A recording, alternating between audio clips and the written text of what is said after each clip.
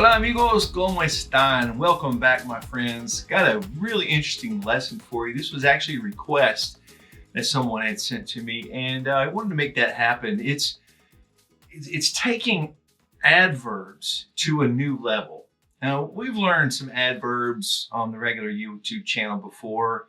We've learned some adjectives, but sometimes we have to pay a little closer attention to distinguish what's an adjective, what's an adverb. And sometimes we want to take adverbs and change them from something else into an adverb. And so we're just going to kind of look at that in this lesson and go a little bit deeper than we've gone before. So first of all, let's talk about turning adjectives into an adverb. All right, now there's a few different ways you can do this. First of all, you've probably heard this before, but in case you haven't, that's fine. The main way that we make adverbs in Spanish is to do this. We put the suffix mente on it. Now, if you hear a word that ends in mente, it's probably an adverb. It's showing how something is done. Okay, quickly, slowly. Usually in English, those ly words are adverbs. Okay, so here's the rule of thumb about turning an adjective into an adverb. We're going to kind of follow a general rule of thumb. It's take the singular feminine form of that. That's your root, okay? That's your starting point, the singular feminine form. So once we have that, we can actually just put that mente on it. So let's look at a couple of examples. Fast is rápido, okay? But if we want to say do something quickly, we're going to take rápido, make it feminine, that singular feminine form, rápida, and that's our root. Now put mente on it, rápidamente. All right, let's look at another example. Occasional, ocasional. Okay, now that works, that suffices as the feminine form because it ends in A. We don't have to put an A on it. So all we have to do this one is put mente on it. So ocasionalmente. Here's another example, suave, right? Okay, we could put mente on there and we get suavemente. General is general. Generally, it already ends in an L, so we don't have to put an A there. Generalmente. Generally. One more example. Frecuente. Frecuente. Ends in an E. We don't have to really change that, to make it feminine or masculine. So we put mente on it. Frecuentemente. So just remember, whatever that singular feminine form is, that's your root, and put mente on there. Okay, it's pretty simple. And just kind of think through that a few times, and I think you'll have it down. So quickly. There's another adverb for you. All right, let's look at another way. Now you can form these by using the word con also. Now, in Spanish, here's an example. Affectionate or affectionately. Cariñosamente becomes the affectionately when we put that mente on it. Cariñosamente. Okay? But now I want to show you another way. We can say con cariño. Con cariño, with affection.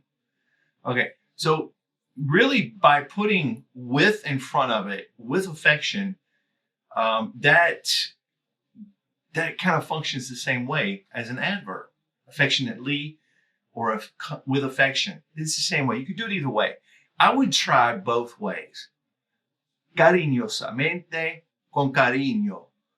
Do both of them and practice. And that first one's a big word. It's going to take you a few times to practice it. So, all right, let's look at another example. Okay, so perfecto. All right, we know that's perfect.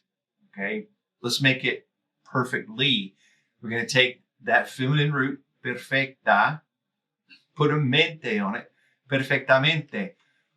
Or we can say with perfection, con perfección. Con perfección. Okay, works the same way.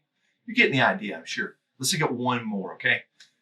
Cuidadoso, cuidadoso, careful, okay? So now we want to take that feminine form, put the A on it, and put mente, cuidadosamente. That's a big word, isn't it? Cuidadosamente. Okay, carefully. But now think about it. What's the other way we could say it? Using con, with care.